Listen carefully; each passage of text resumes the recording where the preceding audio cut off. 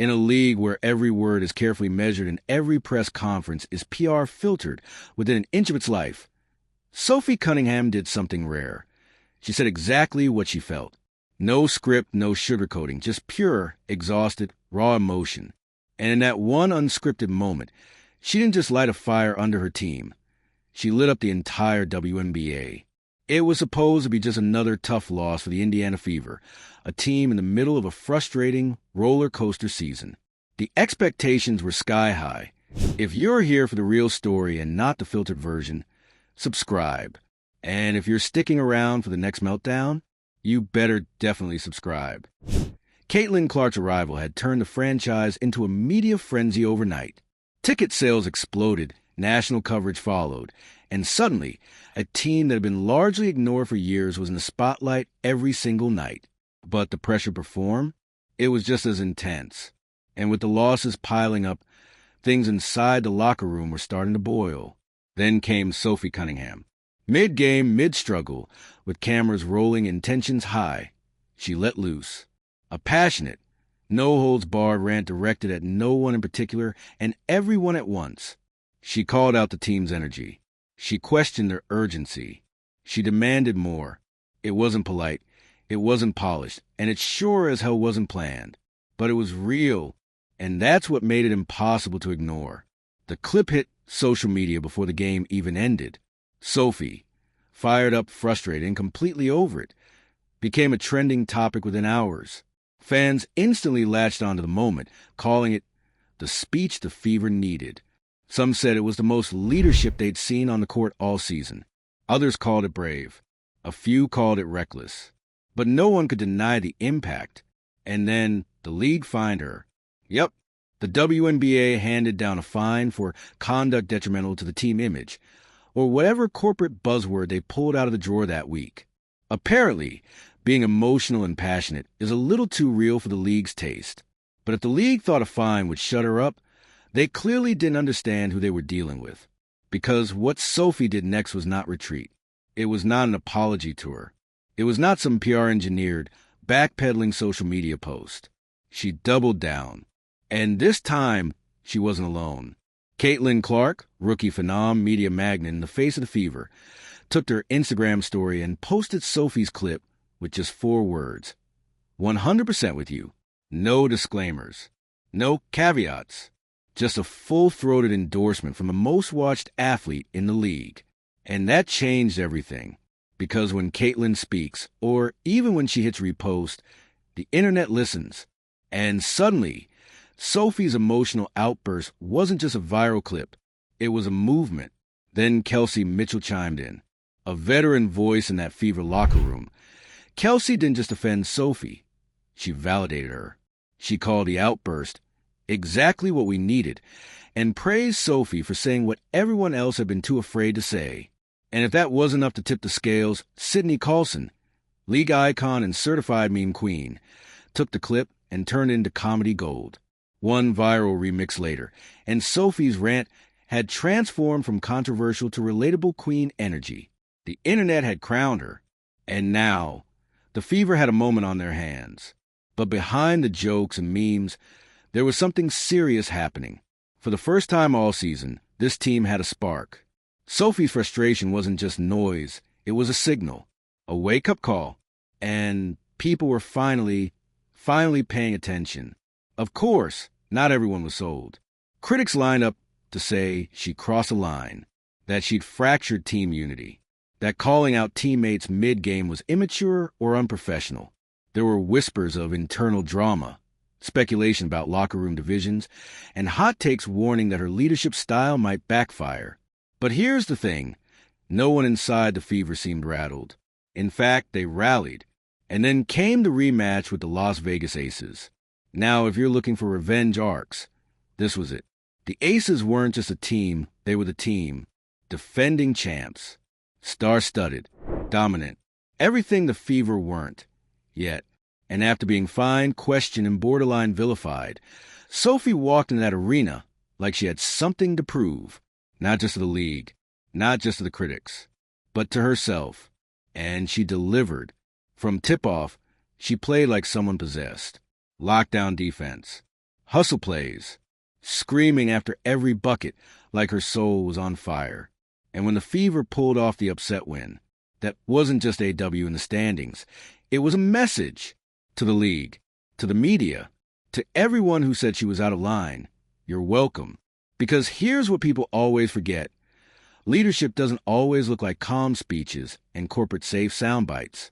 Sometimes leadership looks like frustration, like messy emotion, like saying the hard thing out loud, because someone has to.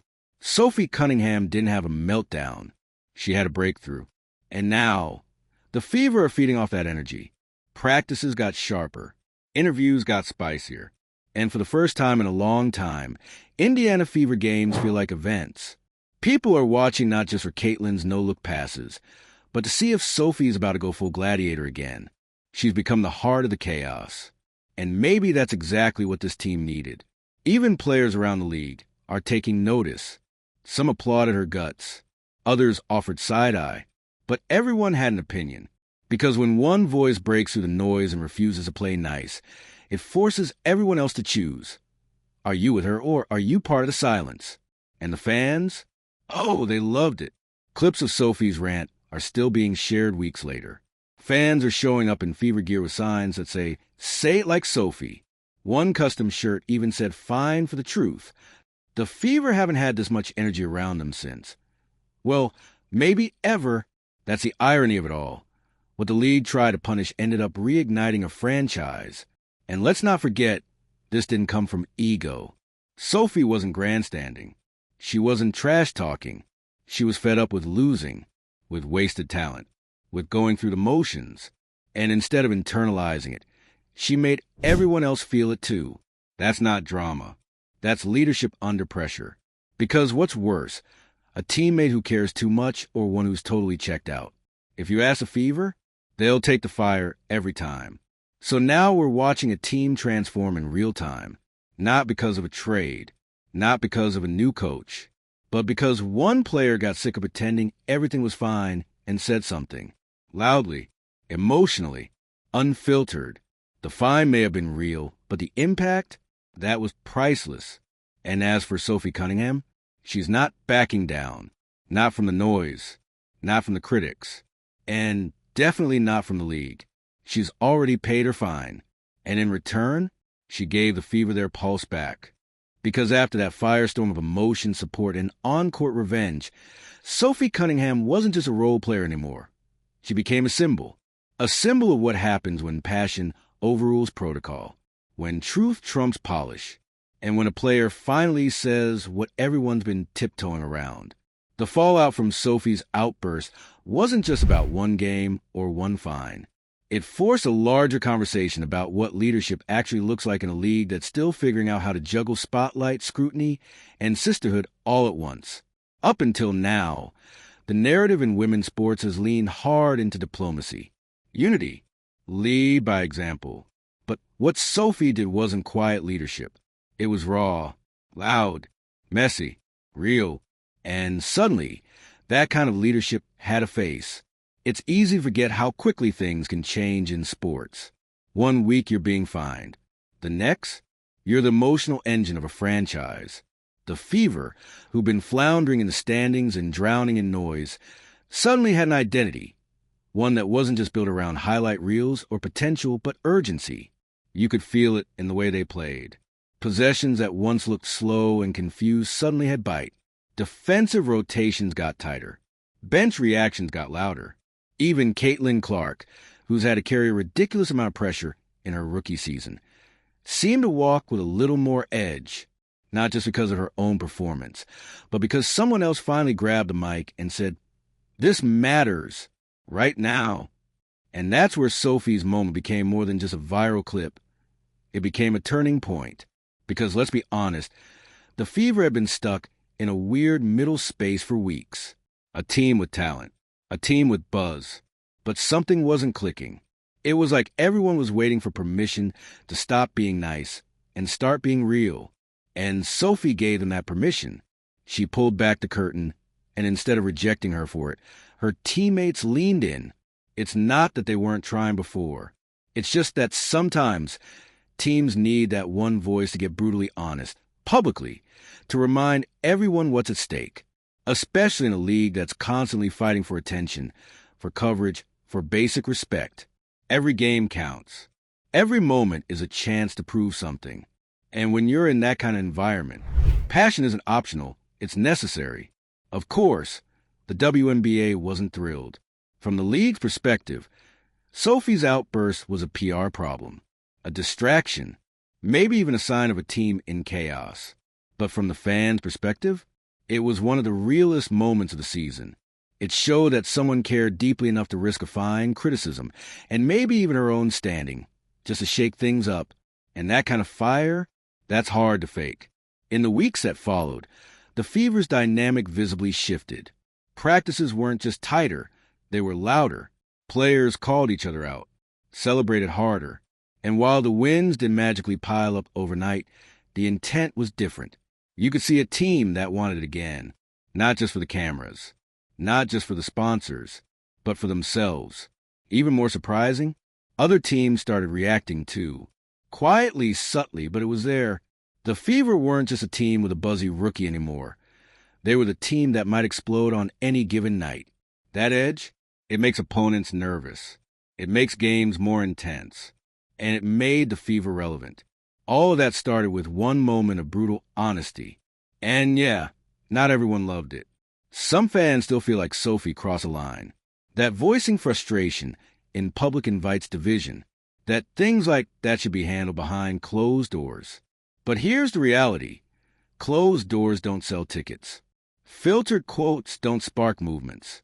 The Fever weren't trending because of polite post-game interviews. They were trending because someone finally cracked. There's a reason people gravitate toward drama. It feels alive. And Sophie's rant made the Fever feel alive again. But beneath the hype and the memes, there's also real risk. What Sophie did could have easily backfired. If the team hadn't responded well, if they'd turned on her, if her message fell flat, she could have been labeled a locker room cancer, a distraction, a liability. We've seen it happen before in every league.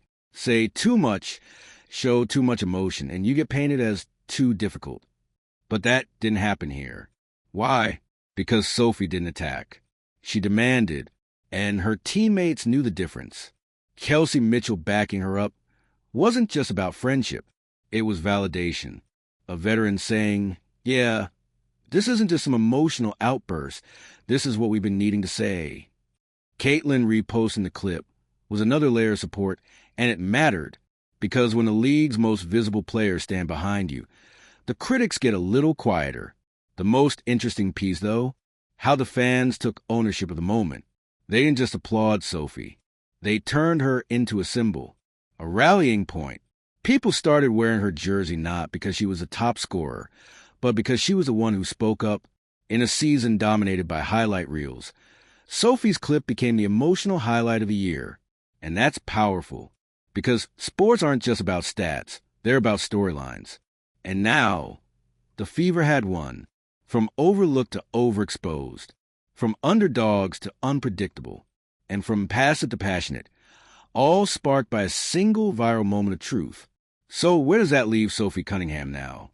More visible than ever, more respected by her team, and probably still on the WNBA's monitor closely list. But here's the thing, she doesn't care, because she didn't speak up to be popular. She did it because something had to change. And guess what? It did. The Fever might not be title contenders yet, but they're no longer background noise. They're the drama. They're the emotion.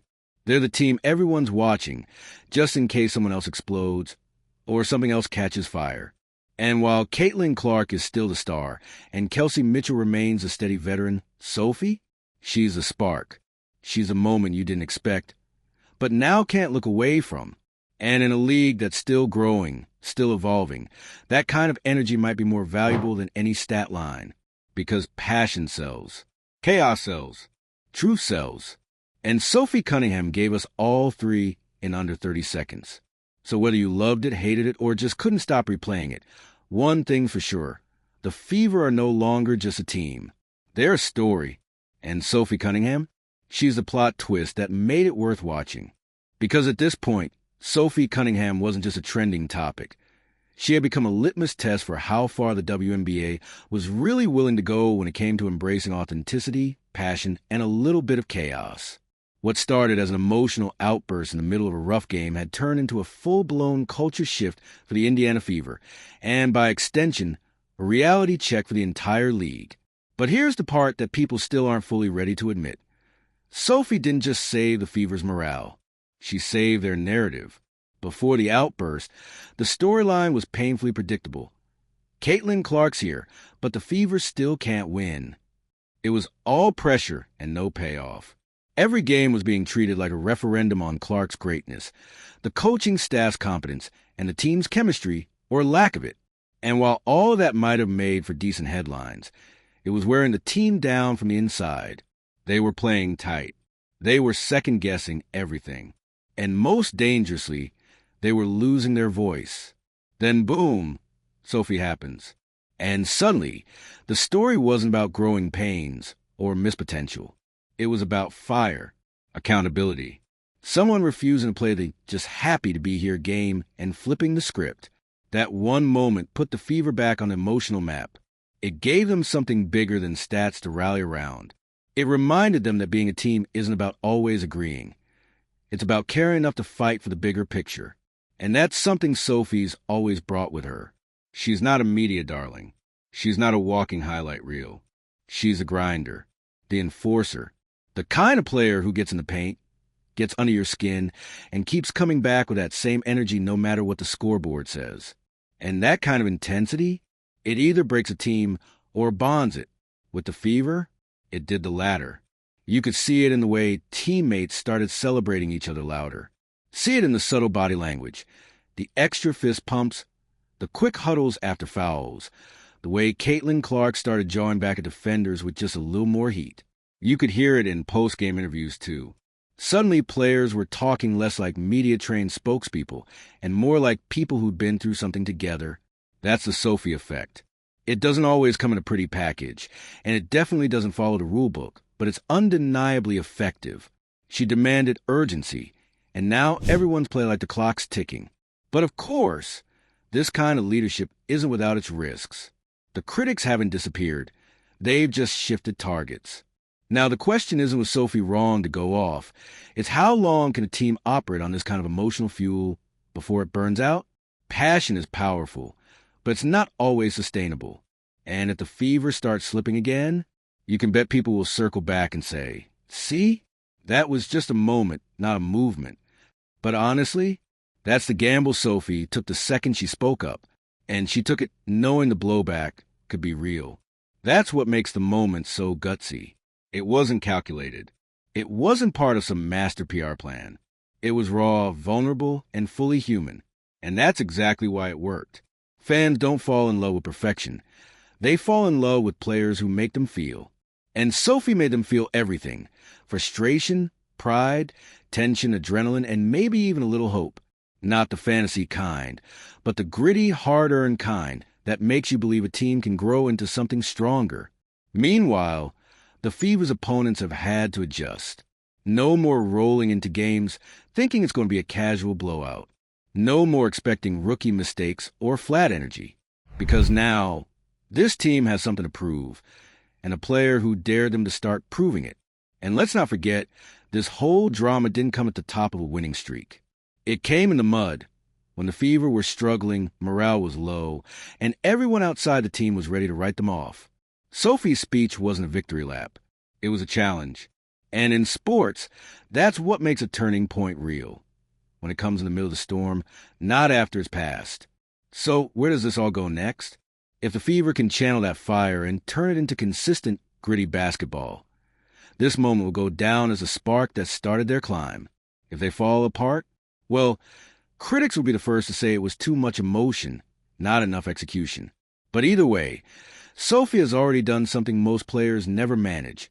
She changed the tone, not just of a game or a press cycle, but of a culture. And as the season continues, she's become something even more unexpected, a fan favorite. Not because she's putting up 30-point games, but because she's real, Because people recognize that kind of emotion. Because people are tired of watching athletes walk the corporate line while their teams crash and burn. And Sophie didn't just step off that line. She lit it on fire. Even the Fever's relationship with the media started to shift. Suddenly, press conferences weren't just about Caitlin Clark. Reporters started asking about team dynamics, about Sophie's leadership, about how the locker room handled tough conversations. And the answers? Way more candid, way more interesting. The team stopped acting like they were auditioning for a brand deal and started acting like a unit. And look, this doesn't mean everything is magically fixed. They're still a young team. They still have growing to do. But now they have a voice, a personality, a spine.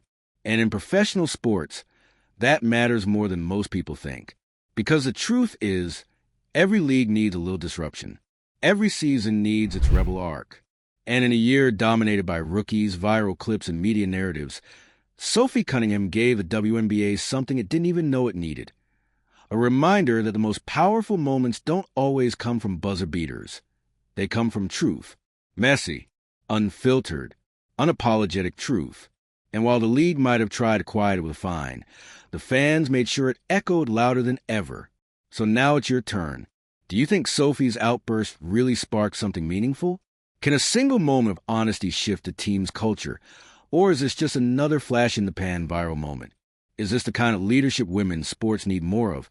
Or is it too risky in a league still fighting for stability? Let us know what you think in the comments. Be sure to subscribe if you love the chaos. And don't forget, when the next Fever game tips off, everyone's watching not just the scoreboard, but the sidelines. Because with Sophie on the floor,